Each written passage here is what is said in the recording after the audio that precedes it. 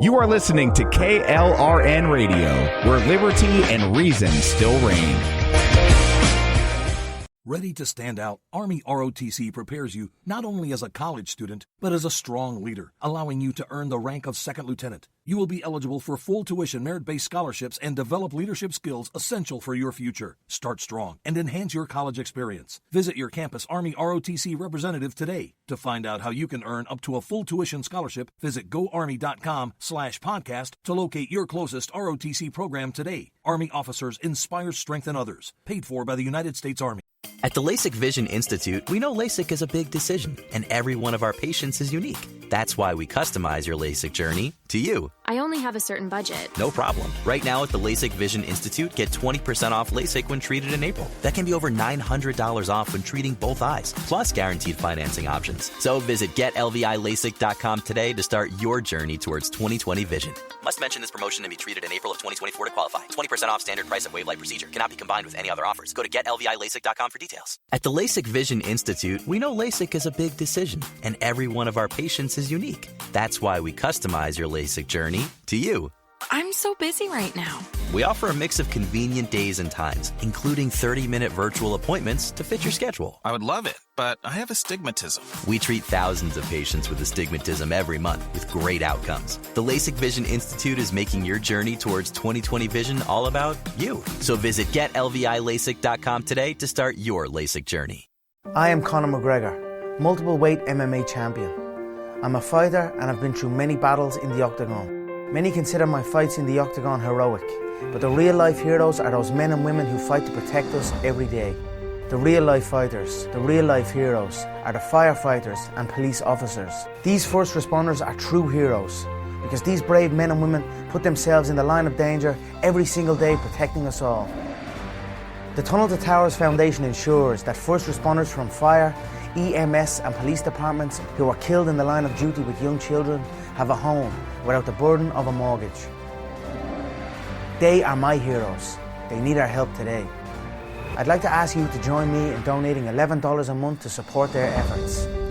Your $11 a month honours and supports our first responders. Please call now at 1-844-BRAVEST or visit tunneltotowers.org.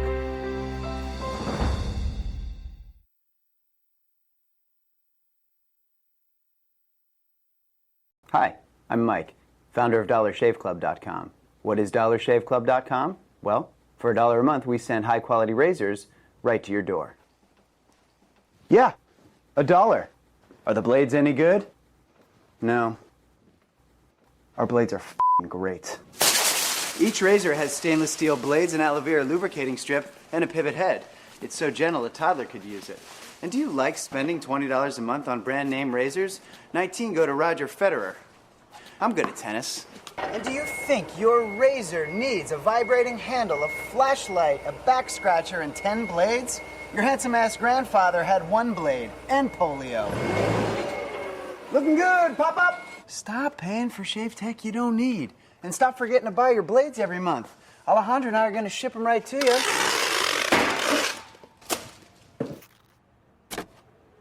We're not just selling razors, we're also making new jobs. Alejandro, what were you doing last month? Not working. What are you doing now? Working. I'm no Vanderbilt, but this train makes hay. So stop forgetting to buy your blades every month and start deciding where you're going to stack all those dollar bills I'm saving you. We are DollarShaveClub.com, and the party is on. I know karate, I know jiu-jitsu, and drive like a gangster when I'm coming to see you, see you. See you, see you.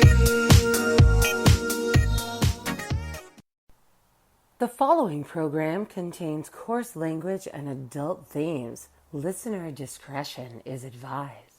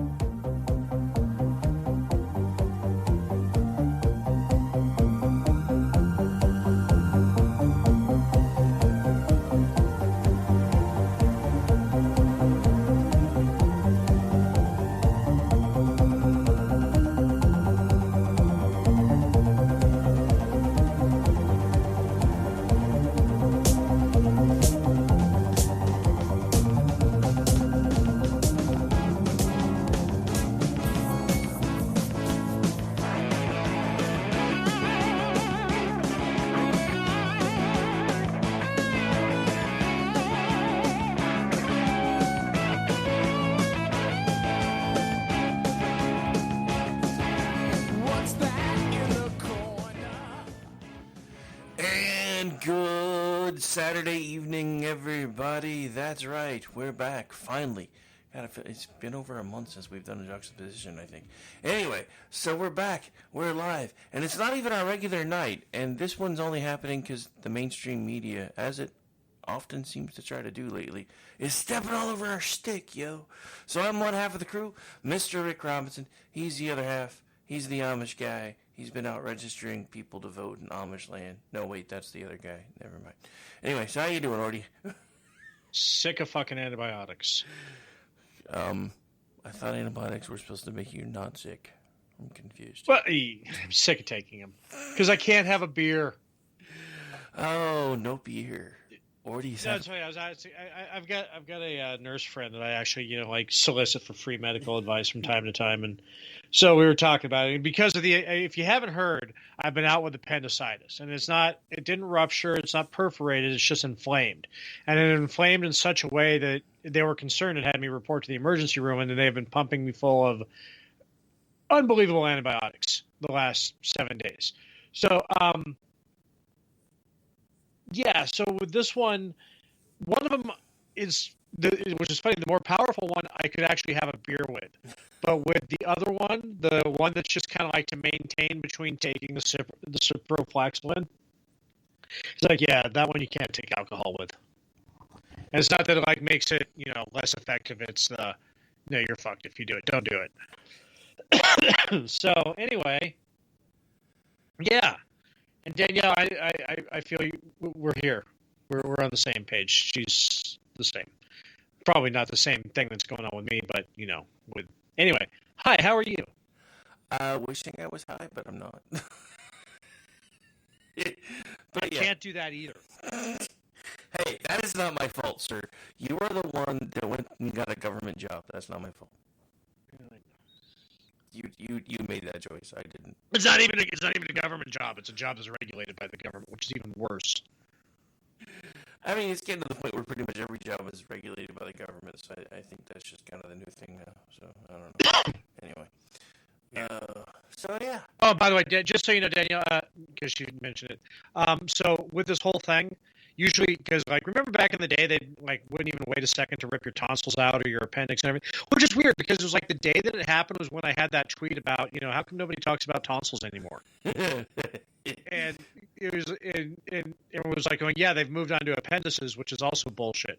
But anyway, because it's not ruptured and it's not perforated, they need the irritation to clear up, and then 6 weeks later I go in for surgery. So I'm getting 2 medical vacations this year. Yeah, I don't know. To me, that sounds like some third world country. We got to make sure your insurance approves it kind of bullshit to me. Because I'm just I remember back in the day, as soon, his appendix is inflamed. Get it out before it ruptures. And now it's right. No, we're going to make you wait 6 weeks. I was like, so you're waiting for it to rupture? Well, and that's the thing. It's because I have to treat it even going back to work, they've said, yeah, because I drive for a living. They're like, yeah, we're really not comfortable with you going down bumpy roads and shit. So, so I was talking to my boss, and they're going to find some no impact work for me to go back to work if I get cleared. But still, it's usually, but it's like the tonsils. They don't remove the tonsils anymore automatically because they found out they actually serve a purpose. And because everybody's, remember how we've always been taught that the appendix is a vestigial organ that has no purpose. Yeah. Maybe they just don't know it now. It looks like it's just sitting there waiting to be a problem. But that's what everybody thought about tonsils, too. Yeah. Well, it's funny how much, for people that keep saying trust the science, we keep figuring out, science isn't actually settled. It evolves. Yeah. Medicine is an art, not a science. Yeah. That's why they practice. Which, oddly enough, kind of leads us into some of the stuff we're going to be talking about tonight, because... Yeah! Right? Because the CIA has done some very interesting things with things that probably really don't have very many actual medicinal purposes. This is right. This is okay. So this is one of those topics. Every time we've talked about MK Ultra, where we always do another primer on it, and then we're like, we've got to do a deep dive on some of this stuff. It was actually the mainstream media that has forced us to do this particular topic because it has been in the news. So, all week. First it was on Water Show, and then I think it was Dan Bongino that had it like the next day, and then other people picked up and ran with it. I was like, are you guys just getting story ideas off of the Juxtaposition feed? What the hell? Yeah, and it was like when you hit me up, I'm like, you know what? Didn't we just do an MK Ultra show like a few weeks ago? And then no, that was last year. Because when you only do a show a couple times a month, it feels like we just covered this topic. But yeah, we're doing.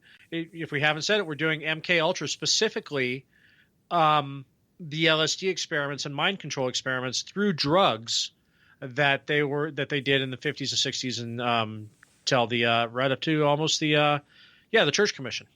So this opened up an entire other can of worms that we're gonna get into a little bit more next week, because there's so we already knew that there was kind of a tie between the CIA and MK Ultra, well, the CIA and JFK, but now there's kind of a couple of different angles kind of tying maybe MK Ultra in the JFK, because there's starting to be a theory about everybody's favorite best American bombshell potentially being a CIA asset, and apparently one of his other concubines was actually the ex-wife of a very high-up member of the CIA, and who's also dabbling in the drug culture with Timothy Leary. But why don't we save that for the end, because that'll tease next week's episode. Yeah, I was just gonna give an overview real quick, but thumbnails.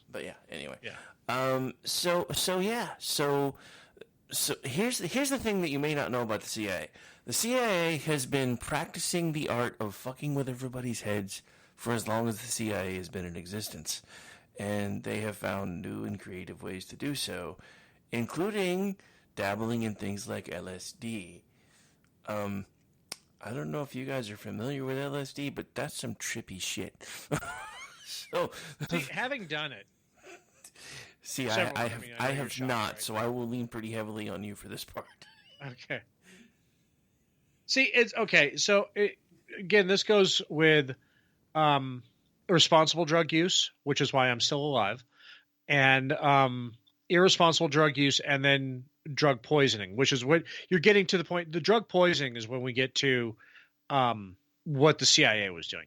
Responsible drug use is when you do it just enough, you know your limits, and you want to go just under it so you enjoy the ride. You do have the hallucinations, and you do have all of the questioning the bounds of reality, as it were. But you don't get into the freak out stage. Now, what the CIA would do to either strip personalities that we have talked about in the past with Marilyn Monroe and the with the presidential puppets, the monarchy puppets, as they're called, that is where they completely strip their identity. And it was kind of interesting talking again with mainstream media. Bill Maher last night was talking about the pedophile culture in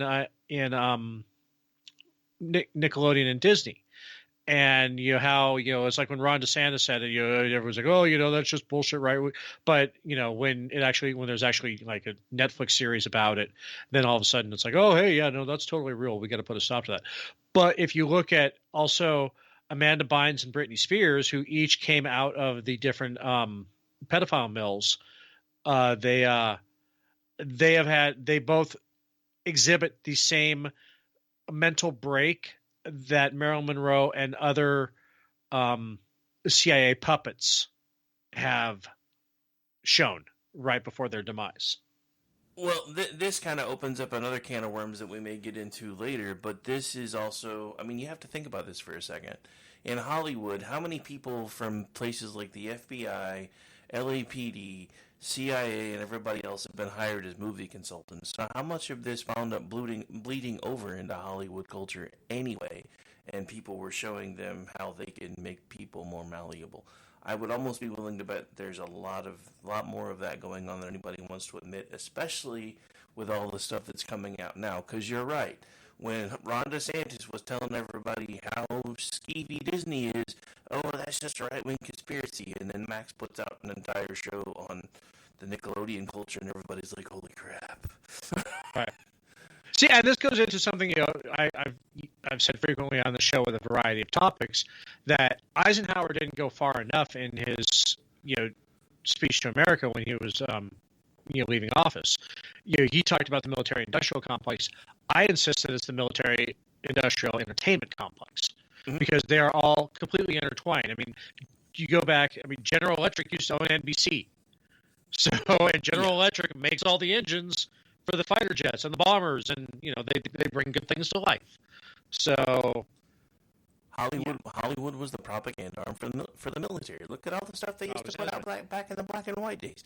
It was all propaganda for the military, and it was all World War II. It was all romanticization of all the crap that we went through during our expansion phase too. I mean that's all they put out for forever was, oh look, Indians bad, white guys good. Not really, but sort of. And then it was, making all the American GIs look like heroes, when in reality, I mean, with war, there really are no heroes. This is there's no good guys. This is one of the things that I've been trying to make everybody come to terms with lately, because everybody's like, oh, we can't do that because then we look like the monsters. I'm like, sometimes it takes monsters to fight monsters, and we seem to have forgotten that. But anyway, that's another show. Talking about that, one of my favorite characters in sci-fi is the agent from Serenity, the Firefly movie. Yeah. Because he's honest. I mean, he's a true believer, but he knows that he's making a world he can't live in. So, there's no place for him in that model society. And that's basically, all soldiers, especially true believers. So getting into this, you have to wonder where this began. And this is to really understand why the CIA got into the whole mind control game in the first place, you have to understand the Cold War at the time. And it was obviously not just, nukes and communism against capitalism, but it was also, they call it the battlefield of the mind. And when it really woke us up was POWs returning from Korea, who had been completely stripped of themselves, were reciting communist propaganda, admitting to war crimes the U.S. never did, and just generally they had been brainwashed. And this, this absolutely freaked the military out, because it showed the communists, specifically China and Russia, were way ahead of us on brainwashing, and they would be very easily it would be very easy for them to create a Manchurian Candidate style sleeper agent. So this freaked them out, and they began with what was called the battlefield of the mind, and that was when they started doing the drug experiments, not just only to control the population, but also in their own agents. And we've talked about this in the past with Ted Kaczynski and Whitey Bulger and others who were victims, test subjects of MK Ultra. Yeah, I mean, this has gone on for, like I said, pretty much as long as the CIA has been in existence. I mean, it was not only about trying to control our own people or their assets. They had actually tried to cook up the idea that they could actually influence foreign agents to do their bidding without realizing that they were forcing the foreign agents to do their bidding. And that's why they started doing all of this different drug cocktail research and everything else. And while it didn't work in some of the ways that they were hoping it was going to, it did, and some of this was, again, from the research they did on returning POWs, it did make people a lot more malleable. So there are even theories that folks like Oswald were programmed to do what he did, and he's not the only one. I mean, we've done. I mean, how much when we've done MK Ultra before? How much of it's been about them figuring out how to basically brainwash and train assets? Well, and that was the whole point of the project. And this goes back to in 1953, the newly appointed director of CIA, Allen Dulles. Dulles Airport's name out. He was the one who started this project, because it was like 3 days after he became director of CIA is when he greenlit MK Ultra. And early in the projects, they would use heavy doses of sodium pentothal, which was a barbiturate, but it's also, back in the day, it was the trope truth serum.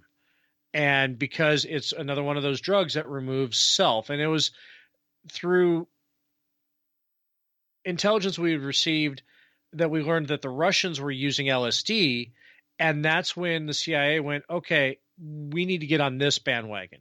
And that was when the 60s were the perfect time for that to hit, because you had a counterculture who was willing to experiment, to expand the mind. And the best way to experiment on massive amounts of people, and this is what we talked about with the Courtney Love traveling Europe, giving massive doses of LSD as a kind of counter-leftist band. She would Yoko Ono. She would go in and destroy the band through sex and drugs.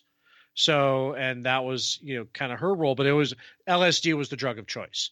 And in this time, still, LSD was the drug of choice because while unreliable, it's still, you can't get it to do exactly what you want it to do, and which is, again, the danger of that drug versus just regular mushrooms. You're always rolling the dice, but it's still a very effective drug for doing what they wanted to do. You just don't have consistent results. So this is a fact that I just want to make everybody aware of. So there were the head of this whole program, when they really started dipping their toes, so to speak, in the waters of LSD, was Sidney Gottlieb. And he thought that LSD may have been the wonder drug he was looking for. And turns out he was pretty well correct. But he had them buy the entire global supply at the time. The only place it was being produced was by a Swiss company, and he bought it he bought the entire global supply for $240,000. Can you think about how much money that would be today? Because this was in like 1953. Yeah, that'd be a few $1 million. Yeah, that was before we figured out. And Sidney Gottlieb, he's another one that we have talked about on several of our previous MK Ultra. He had his fingers in everything with that. But he was really in the. Okay, so he was the chemist that was kind of like the always testing the new drugs things. And then they had another one who was the psychologist. And between these two, they were... every time I read about either of them, and I read about either of their histories, I'm thinking of Ivo Shandor from Ghostbusters, who they would the spiritual, the paranormal version of Dr. Mengele.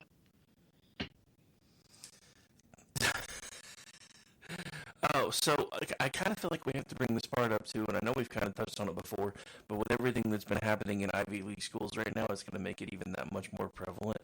So the CIA has been fucking with Ivy League schools pretty much since its inception too.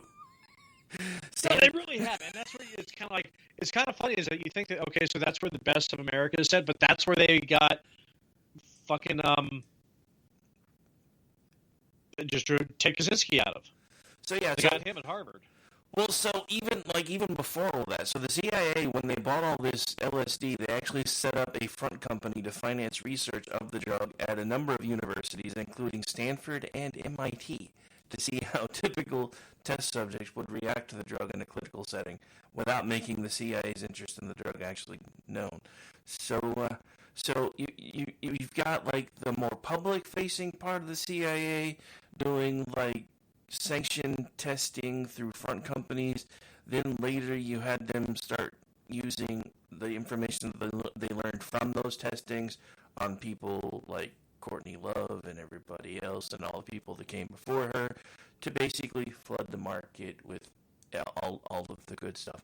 So if you're like me, and unlike Orty, have never actually partaken of LSD, and you want a decent representation of what it is like to be under the influence, just watch Fringe, because there's an episode where where one of the main characters, Walter, actually drops LSD and he spends the entire episode hallucinating, and it's just absolutely fun as hell to watch.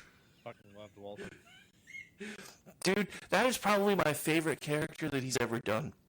Because everything else I've seen him in, he's been kind of an asshole. And in Fringe, you saw the asshole side occasionally when it was alternate, and then eventually when he started figuring out that he had actually caused himself to have issues because he told people to take parts of his brain out and they started coming back. But yeah, everything else I've seen him in, he's kind of been a dick. So I really enjoy Walter because it was just so much fun. But anyway, I digress. Yeah. So the CIA use of drugs, this actually culminated into something that we have talked about in the past, and that is, if you're not familiar with it, is Operation Midnight Climax. Actually, I love that name. It's actually the code name of this project. You got to love them for that. And basically, when you get right down to it, this was nothing more than just how do I put this? It was just basically, it was the it was strictly for the voyeuristic kink of one high up CIA operative. There's no other way to put it. Well, I mean, let's just be honest. Your whole behind the Circle K operation was kind of kind of mirroring this. So yeah. Anyway, so getting into Operation Midnight Climax, what it was the CIA set up a house in San Francisco, and this was all part of under the auspices of testing the LSD, and so what they would do was they hired a collection of prostitutes, and under the promise, I mean, they gave them a little bit of cash, but basically, and this was in conjunction with the FBI too, gave them a little bit of cash and then gave them a, hey, kind of like a get out of jail free card. It's like, you can continue doing your job, but when we need you to do this, you come and work for us. And then if you get in any trouble with the cops for doing your job, then give us a call and then we'll do our best to get you out of it.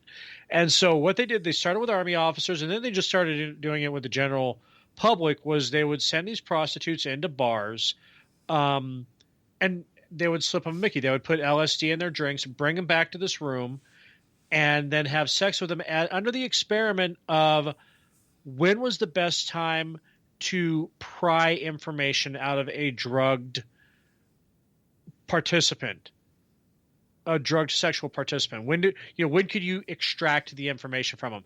And most of that was actually post-coital. When the pillow talk phase, where it's all the tension is gone out of it, and then they feel like they kind of want to like make themselves seem more kind of like beef up their resume for future visits and stuff like that. So that's when the prostitutes were able to extract information. They also tested this with how reliable prostitutes could be used in an intelligence gathering aspect, how well they could keep their mouth shut, basically. And this was all set up in a room that had a one-way mirror, and every session of it, one CIA agent just sat there to watch. And he commented later, he's all, being an American man who had the license of the government to rape, pillage, and steal. Of course I had a good time. Yeah, this is true. Well, so, and this, I don't think we've actually touched on this before. But to me, this was kind of interesting. So while the CIA was doing all of this, there was actually a similar project going on with Army intelligence. So they were actually examining the use of several drugs, including LSD, in warfare and information gathering. As with the CIA, Army officers were drugging random soldiers without them even being aware that they were being drugged, so that they could observe their reactions. While plans were drawn up to use the drug on captured Viet Cong to aid in interrogations, which would have been a war crime, they were not enacted for unknown reasons. It's not a war crime the first time. It's kind of like when I did my first Rick's rants the other day. And before that, I had kind of pointed out that, for everybody wringing their hands over everything that Israel's doing, we would have been considered war crimes for how we handled the war criminals if the UN existed, for how we handled the War of 1812, because we slaughtered a bunch of soldiers in their sleep. So, just saying. Like I said, sometimes shotguns in the trenches of it. Anyway, sometimes it takes monsters to slay the monsters. I'm just saying. So, anyway, yeah, that was a Pat Benatar song too. Okay, you want to go to commercial, and then we'll come back with with more. Yeah, because we've barely scratched the surface on the notes. We really have. I mean, this is It's kind of funny how that works. I drop a few links, and then we're like, "Holy crap! This is like a month's worth of material." Mm-hmm. Kind of is. Just saying. All right, I think this is the song I was looking for. I guess we'll find out. Hang on, it didn't do what I wanted it to do. You're gonna be dumb now, aren't you? Yes, you are. All right, let's try it again.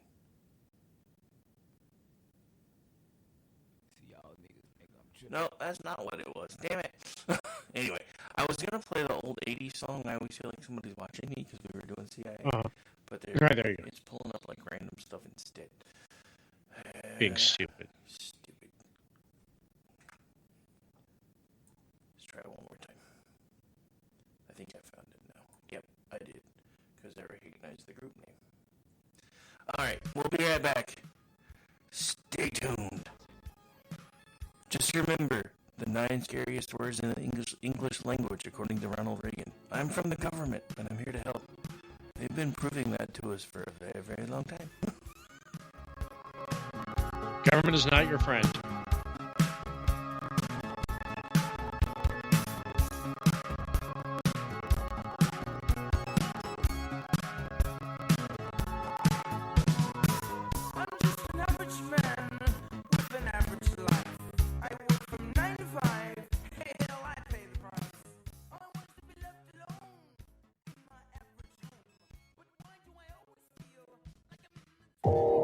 You are listening to KLRN Radio, where liberty and reason still reign. Ready to stand out, Army ROTC prepares you not only as a college student, but as a strong leader, allowing you to earn the rank of second lieutenant. You will be eligible for full tuition merit-based scholarships and develop leadership skills essential for your future. Start strong and enhance your college experience. Visit your campus Army ROTC representative today. To find out how you can earn up to a full tuition scholarship, visit goarmy.com/podcast to locate your closest ROTC program today. Army officers inspire, strengthen others. Paid for by the United States Army. At the LASIK Vision Institute, we know LASIK is a big decision, and every one of our patients is unique. That's why we customize your LASIK journey to you. I only have a certain budget. No problem. Right now at the LASIK Vision Institute, get 20% off LASIK when treated in April. That can be over $900 off when treating both eyes, plus guaranteed financing options. So visit GetLVILASIK.com today to start your journey towards 20/20 vision. Must mention this promotion and be treated in April of 2024 to qualify. 20% off standard price of wave light procedure. Cannot be combined with any other offers. Go to GetLVILASIK.com for details. At the LASIK Vision Institute, we know LASIK is a big decision, and every one of our patients is unique. That's why we customize your LASIK journey to you. I'm so busy right now. We offer a mix of convenient days and times, including 30-minute virtual appointments to fit your schedule. I would love it, but I have astigmatism. We treat thousands of patients with astigmatism every month with great outcomes. The LASIK Vision Institute is making your journey towards 20/20 vision all about you. So visit GetLVILASIK.com today to start your LASIK journey. I am Conor McGregor, multiple weight MMA champion. I'm a fighter and I've been through many battles in the octagon. Many consider my fights in the octagon heroic, but the real-life heroes are those men and women who fight to protect us every day. The real-life fighters, the real-life heroes, are the firefighters and police officers. These first responders are true heroes, because these brave men and women put themselves in the line of danger every single day protecting us all. The Tunnel to Towers Foundation ensures that first responders from fire, EMS and police departments who are killed in the line of duty with young children have a home without the burden of a mortgage. They are my heroes. They need our help today. I'd like to ask you to join me in donating $11 a month to support their efforts. Your $11 a month honours and supports our first responders. Please call now at 1-844-BRAVEST or visit tunneltotowers.org.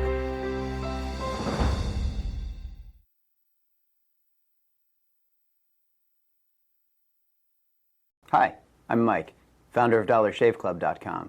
What is DollarShaveClub.com? Well, for $1 a month, we send high-quality razors right to your door. Yeah, $1. Are the blades any good? No. Our blades are f***ing great. Each razor has stainless steel blades, an aloe vera lubricating strip, and a pivot head. It's so gentle a toddler could use it. And do you like spending $20 a month on brand name razors? 19 go to Roger Federer. I'm good at tennis. And do you think your razor needs a vibrating handle, a flashlight, a back scratcher, and 10 blades? Your handsome-ass grandfather had 1 blade and polio. Looking good, pop up! Stop paying for shave tech you don't need. And stop forgetting to buy your blades every month. Alejandro and I are going to ship them right to you.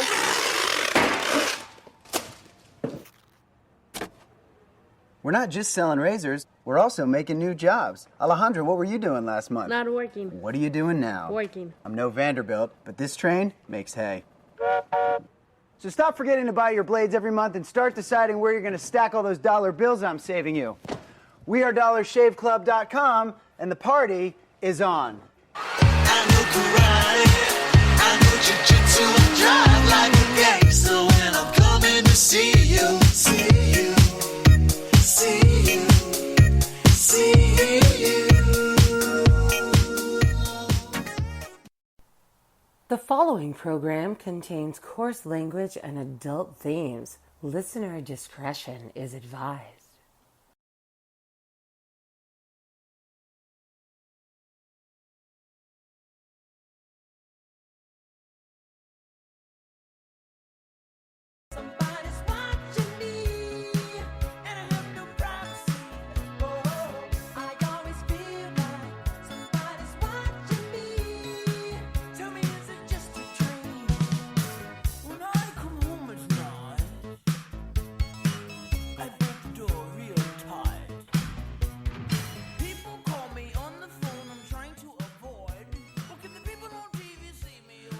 Welcome back into Juxtaposition. I'm Rick Robinson. He's Ordy Packard, and we are talking the CIA, MK Ultra, LSD, and actually just more about the CIA in general, because in case you didn't know, they've been behind most of the drug trade in the country too.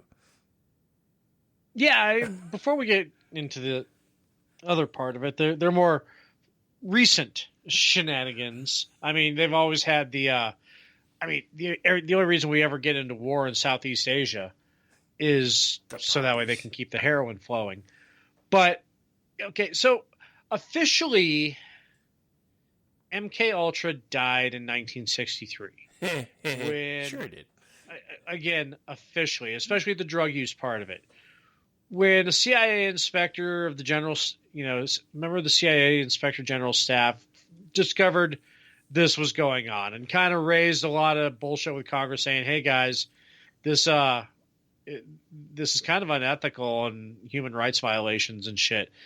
And so Gottlieb destroyed all the information, but the one thing that he didn't destroy is the receipts, because GAO always wants to count where the money went. And he was apparently more afraid of GAO than he was of human rights. So he was able to deny everything, but the money, where the money went. He was, we didn't do that. But this is where the money went. So, this is what we spent the money on, fucking number 2 pencils and shit. So, because we were just, because we're just psychiatrists and stuff. So, but this was the main CIA psychiatrist who was responsible for a lot of the brain manipulation, where Gottlieb, like I said, was the chemist. And that was George Hunter White. And he came from the Federal Narcotics Bureau, and he was the one who, I was talking about, who would sit on the other side of the glass and just, watch all the sex acts.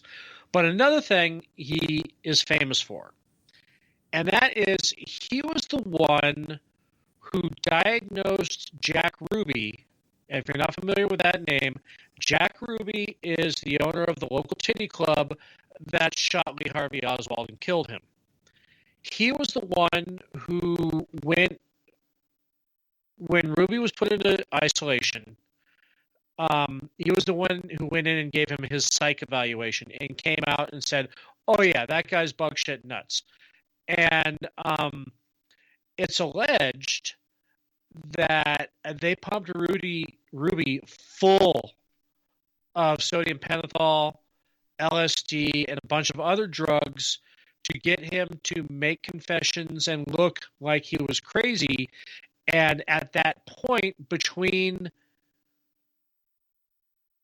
when he was put into solitary and when he stood trial, everybody who knew Jack Ruby said, none of this is Jack Ruby. This is not Jack Ruby's character. He's not crazy. He doesn't act like that. This isn't him.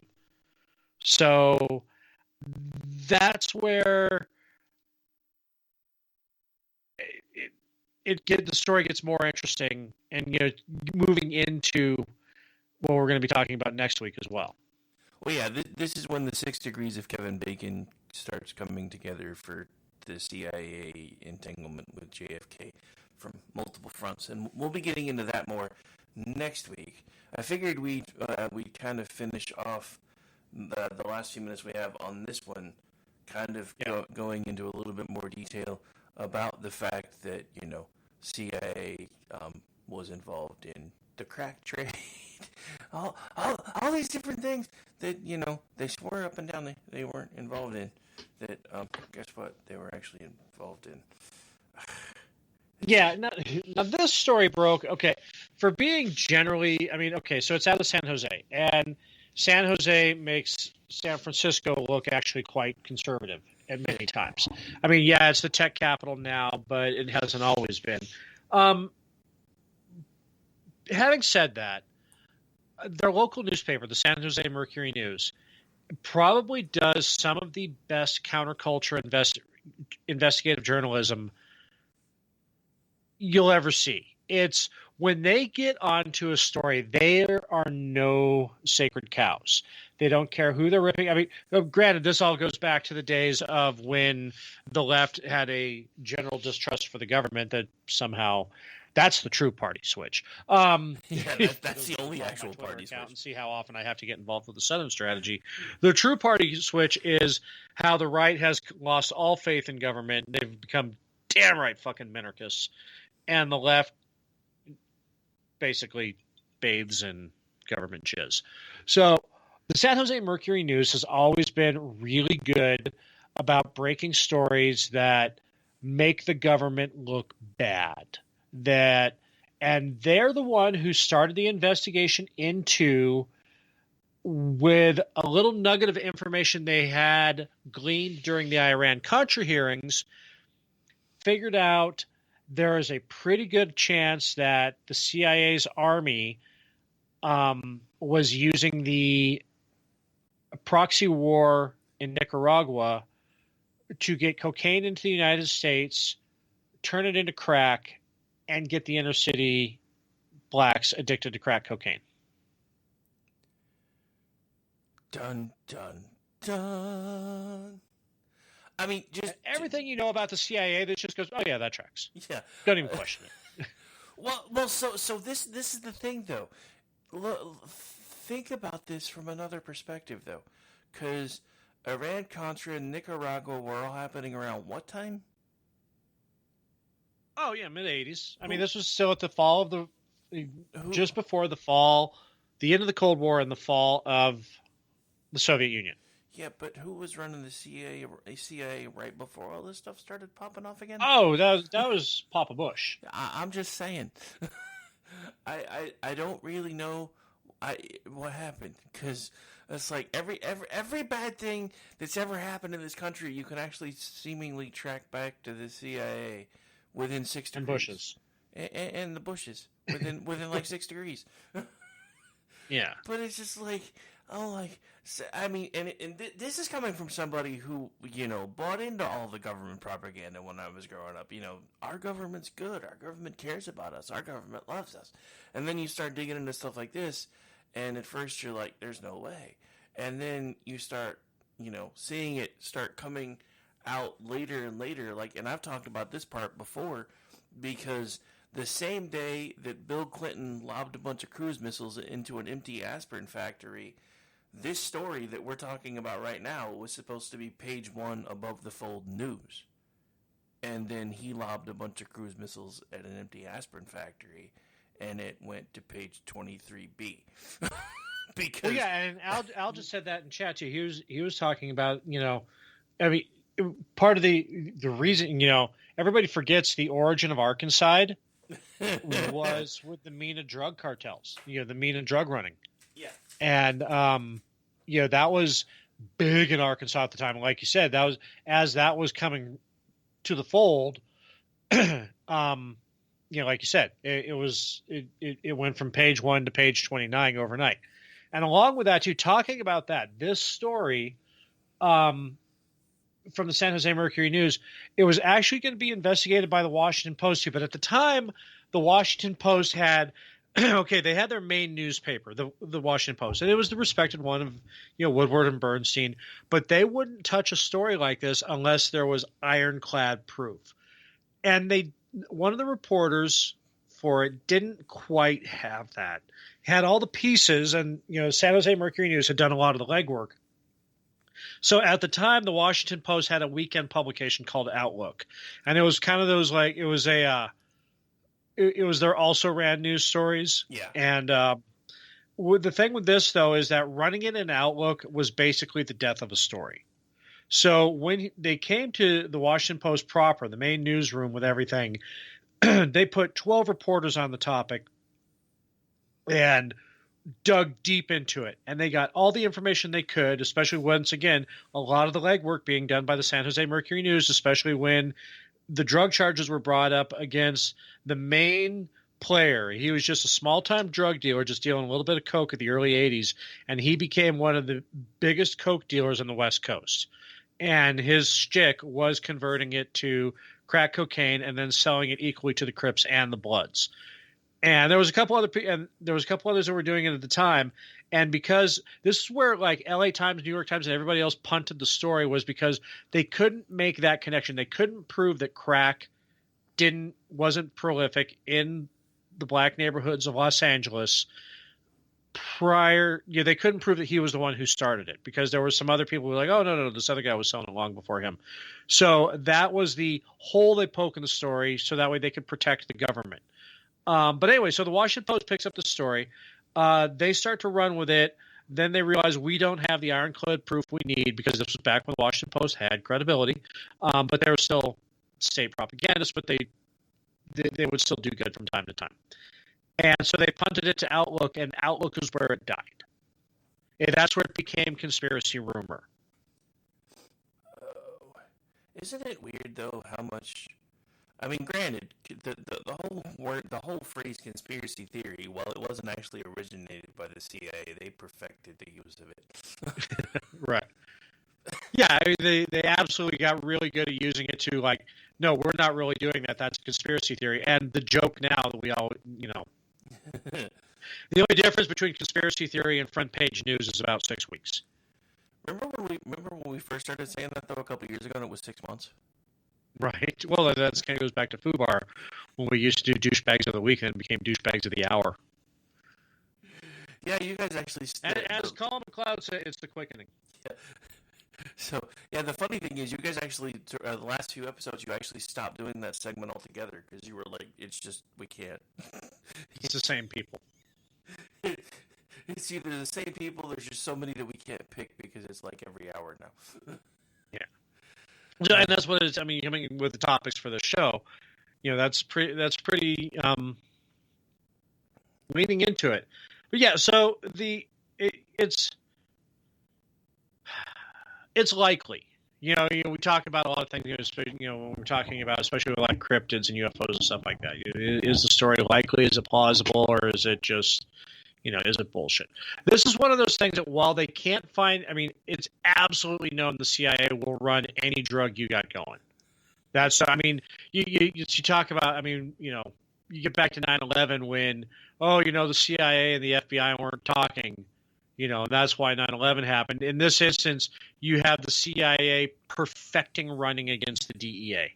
I mean, you want to talk. You have a spy agency who is exquisite at disinformation, running circles around the DEA.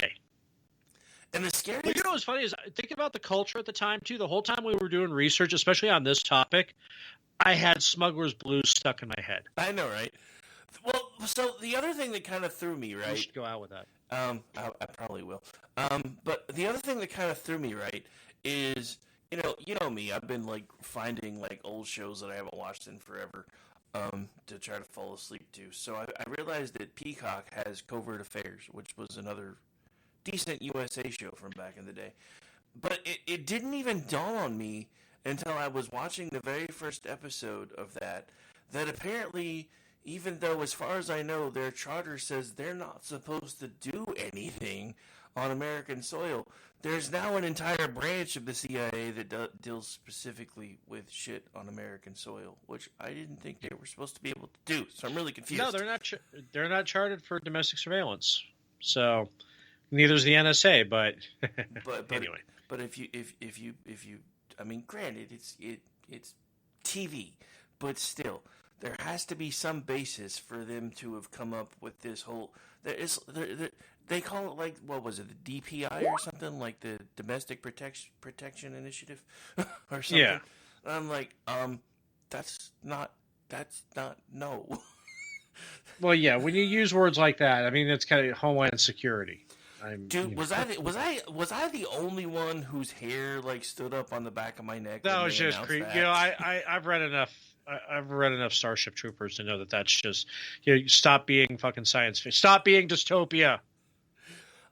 They're warnings, not how-tos. I didn't even get the Starship Trooper vibe from it. It reminded me more of Nazi Germany, if I'm being completely honest. That too. I was like, that's just, no. Yeah, homeland, motherland, not far, fatherland, not far apart, you know? I was just like, and then, you know, so this kind of ties into the topic of, like, the more, like, random shenanigans between, like, CIA and FBI, because did you notice how quickly the Speaker of the House did an about face on FISA? Yeah. I have a theory that kind of ties into some of the stuff that we're talking about, because, you know, as one of the higher ranking members in the House, he was getting a lot of briefings before, and he was getting a lot of the briefings on FBI abuse of FISA, etc. But as the Speaker, he got taken into a skiff, and 5 minutes after leaving that skiff, his entire take on FISA changed. I guarantee you they showed him all the dirt they have on him. Oh, yeah.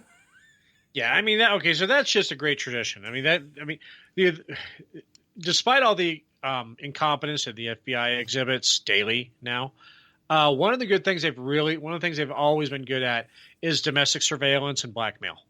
That goes back to Hoover. That's the culture that, yeah. I mean, that's the secret sauce.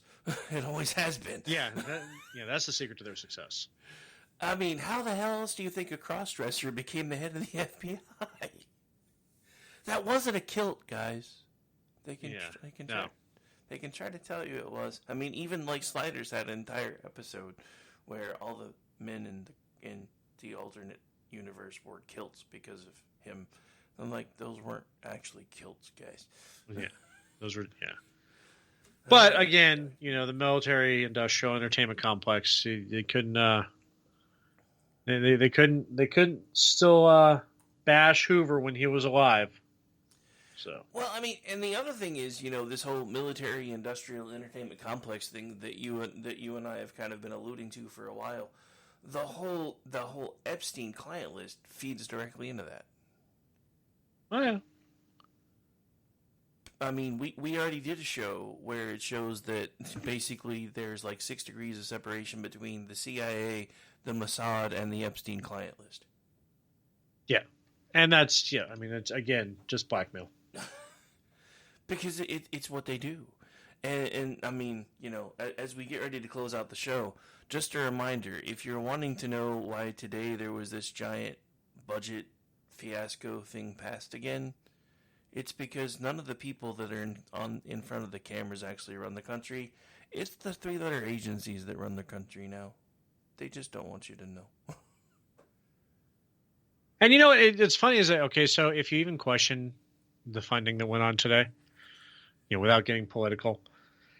The counter narrative about why are we sending all of our money there? The counter narrative is, well, no, but the money's actually being spent here because we're getting rid of our old weapons and buying new ones. You just gave away the game. Yeah, I mean, well, they've been saying that for a while. You just basically just admitted that this is money going straight to the defense contractors. Well, that's been their selling point now for forever. Is, this is helping us replenish all the older stock that we've already given away. So I'm like, you telling us that you're funneling money directly back into the military-industrial complex might not actually be the selling point that you think it is, ladies and gentlemen. But well, we need fourth-generation tanks. I'm sorry, wait a second. We're not actually selling them Abrams, though. So you're not getting fourth-generation tanks out of it. But anyway. Yeah. But yeah, so, just in case you were wondering, none of the people that they put in front of the cameras, including the guy who thinks his uncle was eaten by cannibals, are actually running anything anymore. It's mostly the three-letter agencies that do that now. Did you see Papua New Guinea's mad? Oh yeah, they are big mad, bro. They actually there was somebody from Papua New Guinea. They're not just going to eat some white man who fell out of the sky. Exactly. Word for word, what the dude said on Fox News is like, hey, our cannibalism, while we don't do it anymore, there were big traditions tied into that kind of thing, and we wouldn't just have eaten any white man that fell from the sky. And I swear to God, I was dying for like 10 minutes. That's just hilarious. By the way, I dropped it in chat in case you missed it. No, I already grabbed it. Anyway, so so that wraps up the first phase of this, which is the CIA and their history with drug experimentation on individuals and the population at large. This actually moves into segments that we haven't discussed. I just touched on it briefly when we talked about Jack Ruby. Leads into the Kennedy assassination. Well, yeah, so the Kennedy assassination, some of the mysterious deaths that were surrounding Kennedy even before his assassination, all of this stuff ties together. So we're going to get into that next week, which is why we decided, why I kind of sprung this one on already, because I figured it'd be about 2 weeks worth of material, and this puts us back on track. Yeah, it is, and I'm glad for it. Anyway, he's like, didn't we just do this? Like, yeah, like 4 months ago. He's like, damn, has it already been 4? Yeah, but anyway. Yeah, I think it was like November or December, so it's been a minute. Yeah. It just doesn't seem like it when you only do 2 shows a month. Right. And when you have to take a month off for stupidity. But yeah, I keep toying with the idea of trying to make this one weekly, but I just don't see any way we could really do it and do them justice. Because we struggle enough with October. Right. No, not doing it weekly. All right. So yeah, next week we'll keep this discussion going. We're gonna get into the CIA's potential involvement in the Kennedy assassination, including the potential brainwashing of Lee Harvey Oswald and the dude that shot Lee Harvey Oswald, which we've also touched on a little bit today, and JFK possibly being involved in the use of LSD himself, which I know. So this is the other thing I want to say when we get ready to close. I know that our history does a really good job of making the people that run our country seem larger than life and superhuman, going all the way back to George Washington. But again, they're not. They're people. They make mistakes. They do stupid crap. And that's why I get so mad. They're morons. Well, that's why I get so mad when I hear everybody on our side going, well, he's just icky. I'm like, dude, do you realize some of the people that we put in charge of this country? Anyway, we're done before I get too much more political. Yeah. Where can folks find you? Sure. This week you can probably find me on Manorama on Tuesday. Again, this is all prefaced on what's going on with my appendix. So you can probably find me on Manorama and Rancor Steve's Rumble channel on Tuesday. You and I will be back for this on Wednesday on Rick and Orty. We also have, if I'm correct, Toxic Masculinity this week, too. I believe so, yes. Let's see, that would be the 24th. So, yeah, that would be the last. We've got Toxic Masculinity off this week on Culture Shift. You and I will be back at this again next week. And I don't think we've actually dug too deep into the JFK assassination in the past. I mean, I know we've talked about it during the Mandela Effect episode with the limo, but I don't think we've actually really touched on JFK. We have a little bit in one of the MK Ultra ones, but it is one of the ones that we've talked about coming back and doing a deeper dive on anyway. So, kind of the perfect time to do it because, like I said, it's weird that there's like actual news organizations talking about this stuff now.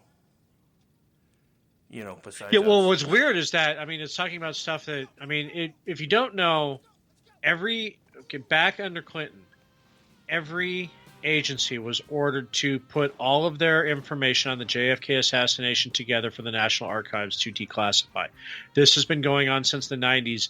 The first big dumps of it came out in the early 2000s, mid 2010s, and nobody's been talking about it. It was even, I think it was one of Trump's campaign promises to do something that had already been done. But now it's kind of like people are showing a renewed interest in it again. And I don't know if it's just because last year was the 50th anniversary, 60th anniversary. May have something to do with the Kennedy actually running for president again, though, too. That also, too, yeah. But all right, so anyway, how about you? Where can people find you? What's going on with Rick? So tomorrow night, America Off the Rails, 10 p.m. Eastern. Monday off. Tuesday through Friday doing the Rick Robinson Show 3 to 5 in the afternoons. Tuesday nights producing for Brad and Aggie. Wednesday night producing for myself and Stacy doing whatever. Then Toxic Masculinity. Then producing for the Ladies of the Red Wine. Then me and you for the Nightcap on Wednesday night. Thursday night back doing Jen and Rick at 10 p.m. Eastern. Friday night filling in for the incomparable Mickey Blowtorch on He Said, She Said with Aggie Rican. Then back around here doing this with you again as we do part 2 of CIA, JFK, and MK Ultra. And we're not doing all of that. You can find me as a contributor on theloftusparty.com, the executive producer of the Loftus Party podcast. You can find me as a contributor on Misfits Politics, twitchy.com, Rick's Rants, which is now a Twitter exclusive, and then also the Digital Beacon, which will be launching in a few weeks as an exclusive as well for now. Just because it makes my life a little bit easier and I have less websites to keep up with for now. Too many websites. Anyway, so other than that, you can find me on most social media platforms at RowdyRick73. And that's it, I think. Anyway, we're out of here, folks. Thanks for hanging out with us. And remember, no matter what they try to tell you, the government is not your friend. Hell Hydra.